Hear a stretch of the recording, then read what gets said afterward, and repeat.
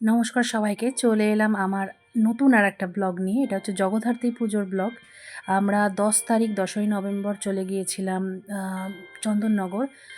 ১ম এই দেখতে পেলেন যে ঘাটটি, ওটি আমাদের ব্যারাকপুরেরই একটি ঘাট। তারপরে আমরা শ্রীরামপুর স্টেশনে যথারীতি যথেষ্ট ভিড় ঠেলে আমরা পৌঁছালাম মানকুণ্ডু স্টেশন। সেখান থেকে আমরা এক এক করে শুরু করলাম ঠাকুর দেখা এবং আমি বহু বছর পর চন্দননগর গেলাম এবং সেদিন ছিল নবমী।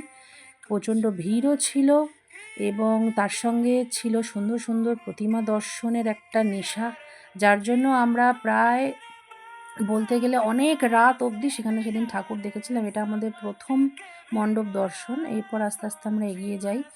এগিয়ে গিয়ে এইখানে একটি প্যান্ডেল দেখি, এটা অনেকটা পাইরেটস অফ ক্যারিবিয়ানের যে জাহাজটি ছিল ওটির মতন করেছিল এবং এইখানে কিছু বাইকের পার্টস দিয়ে নানান ধরনের কাজ করা হয়েছিল। এত ভিড় ছিল, আমরা ডিটেলসটা অতটা কভার করতে পারিনি, যতটা কভার করতে পেরেছি আপনারা হয়তো বুঝতে পারছেন। এবং পিছন দিকেই ছিল মায়ের মূর্তি, আর সামনে এই পুরো জায়গাটা মশারি দিয়ে এবং বাইকের বিভিন্ন পার্টস দিয়ে কাজ করা হয়েছিল।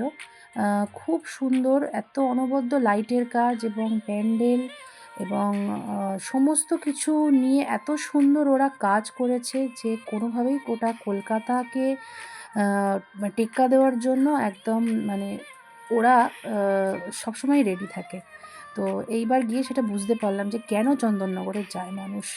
এবং এইটা হলো তারপরের মায়ের দর্শন এবং মায়ের শোলার কাজ এত সুন্দর।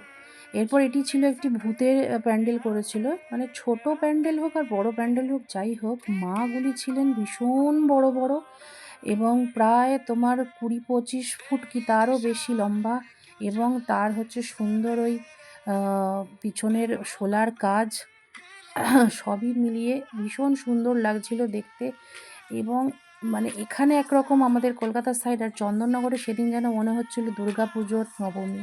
এটি ছিল একটি মানে সমস্ত নানান চলচ্চিত্রের মানুষদের নিয়ে প্যান্ডেল। এটা একটা পুতুলের মতন করেছিল, রাজস্থানী পুতুল, এবং ছোট ছোট মাটির পুতুলও ছিল, সেটি দিয়ে প্যান্ডেল হয়েছিল। আর পাশে ছিল সমস্ত, পরের দিন যেহেতু ভাসান ছিল, লাইটিংয়ের কাজ হচ্ছিল। এটি ছিল হচ্ছে রানীমা, এটা চন্দননগরের রানীমা, এবং আমরা পরে জানতে পারি আগে ঠাকুরটা দেখার পর। এবং এটি যে সুন্দর ঝাড়বাতি মায়ের সামনে লাগানো ছিল। তারপরে আস্তে আস্তে আমরা এগোতে থাকি চন্দননগরের দিকে। এই হচ্ছে রানীমার সামনে দিয়ে সুন্দর মূর্তি, এবং ছবিতে জানি না কীরকম লাগছে, কিন্তু সামনে এত সুন্দর, উনি না দেখলে ওনারা বিশ্বাস করবেন না। আপনাদের বলবো অবশ্যই সামনের বার আপনারা একবার চন্দননগর ঘুরে আসবেন। এবার আস্তে আস্তে আমরা এগোতে থাকি, এরপরে এই প্যান্ডেলটি দেখি এবং এইটা হচ্ছে সেই মায়ের মূর্তি সেখানে। এরপরে এই লাইটিংগুলো দেখতে দেখতে দেখতে দেখতে আমরা আস্তে আস্তে এগোতে থাকি। এখানে দেখতে পাচ্ছেন সমস্ত লরির ওপরে ওরা ইয়েগুলোকে সাজায়। এটা কোনো একটা প্যান্ডেলের দরজাটা ছিল, অত নাম মনে নেই, কিন্তু যতটা পেরেছি কভার করে এনেছি। এইটা একদম রোডের ওপর দিয়ে যেতে যেতে যেতে যেতে আপনারা সমস্ত প্যান্ডেলগুলো পেয়ে যাবেন এবং সুন্দর সুন্দর সব মায়ের মূর্তি বড় বড়। এগুলো দেখতে দেখতে আমরা আস্তে আস্তে এগোচ্ছিলাম, ভীষণ সুন্দর লাগছিল। একদিকে হচ্ছে লরি দিয়ে সাজানো হচ্ছিল সমস্ত লাইটিং, তার মধ্যে একদিকে প্যান্ডেল, একদিকে ভিড়, সমস্ত কিছু মিলিয়ে খুবই ভালো লাগছিল। তো আমরা কয়েকজন মিলে গিয়েছিলাম, পরে আপনারা দেখতে পাবেন এখানে। তো চলছে এবার আস্তে আস্তে একই। এবার আসছি পরেরটায়। হ্যাঁ, এবার একটু ওপর দিয়ে আমরা তোলার চেষ্টা করেছি প্যান্ডেলটি। এইটা হচ্ছে একদম সামনে দিয়ে ফ্রন্টের মায়ের মুখ। এইটি আরেকটি, এটা এত সুন্দর, একদম জয়পুরের মতন, জয়পুরি মহিলাদের যে সাজ থাকে সেটি। এটা একটা স্ট্যান্ড রোডের ছবি। আমরা আস্তে আস্তে চলে যাই স্ট্যান্ড রোডে এবং যাওয়ার সময় এই সমস্ত লাইটিংগুলো আমরা কভার করেছিলাম। এটি একটি চরকার কিছু একটা কাজ হয়েছিল, মানে সেইটাই। এটা হচ্ছে পরের দিনের ভাসানের জন্য সমস্ত রেডি হচ্ছিল। এটা কিছু একটা বেত দিয়ে কাজটা হয়েছিল। এই যে এটা সম্ভবত দৈবক পাড়া বলে কোনো একটি পাড়ার প্যান্ডেল, যেটা আপনারা দেখছেন এখানে। এটা হচ্ছে একটি রেস্টুরেন্ট, ওখানে স্ট্যান্ড রোডেই আছে, নামটা মনে নেই। ওখানে আমরা গিয়েছিলাম সেই দিন, পরে আস্তে আস্তে ক্লিপিংসে দেখতে পাবেন। এটা কোনো একটা প্যান্ডেলের ভেতর, এটা একটি কোনো মা ওখানকারই।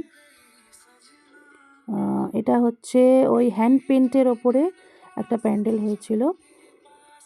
এইবার চলে আসি আমরা লাইটিংয়ে। দেখুন এত সুন্দর লাইটিং, আমি সত্যি বলছি অনেক রকমের লাইটিং দেখেছি, কিন্তু চন্দননগরের এই যে লাইটিংগুলো এবং জীবন্ত লাইটিং, এই যে একটা তোমার প্রজাপতি এরকমভাবে বডিগুলোকে এরকম মুভ করছে, এই রকম আমি কোনো দিন দেখিনি, এইবার প্রথম, এবং দেখে আমার এত ভালো লেগেছে।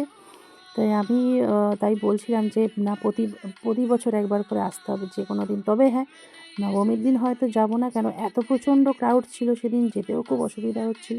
হয়তো অন্য কোনো দিন যাব, কিন্তু অবশ্যই যাব চন্দননগর। দেখুন কি সুন্দর মুভমেন্টগুলো আসছে, এবং এত অ্যাকিউরেট, এত সুন্দর নকশা, মানে ইয়ের ওপরে, লাইটের ওপরে আমি কোনো দিন দিলে এত সুন্দর লাইটিং। এই যে আমরা 4 জন মিলে আমরা গিয়েছিলাম, মানে আমি, আমার হাজব্যান্ড এবং ওদের দুজন ফ্রেন্ড, সবাই মিলে আমরা গিয়েছিলাম। এই হচ্ছে আমাদের সেদিন রাত্রের ডিনার ছিল, পোলাও, মাটন, চাউমিন আর ফ্রাইড রাইস। আর এইখানে স্ট্যান্ড রোডে এটা একটা ব্যালেন্সের একটা খেলা হচ্ছিল, সেটা দেখতে দেখতে, লাইটিং দেখতে দেখতে আমরা সেদিন ফিরে আসি। নমস্কার।